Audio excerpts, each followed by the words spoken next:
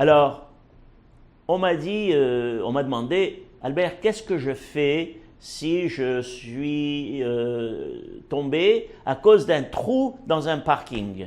D'accord?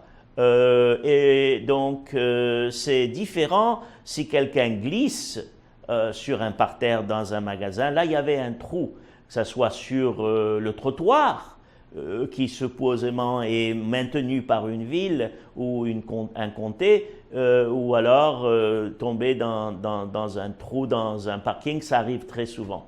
Alors il faut documenter ce trou parce que bien sûr, normalement, ces parkings sont énormes et aller retrouver ce trou 2 jours après ou 5 jours après. Donc c'est important de prendre des photos de près et puis après de prendre des photos de plus loin et après de prendre des photos de panorama si vous voulez pour savoir plus ou moins où était ce trou parce que quand votre avocat va se mettre en contact avec la compagnie d'assurance de tel et tel supermarché ou n'importe quel établissement, il va dire voilà c'est arrivé dans ce parking à cet endroit et voici des photos qui donnent une référence plus ou moins d'où est arrivé et d'où existe encore ce trou.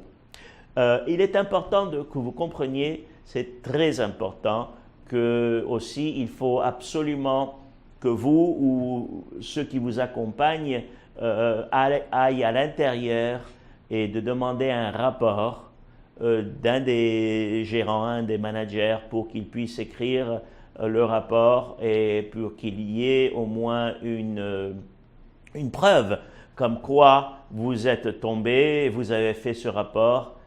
C'est excessivement important d'avoir ça.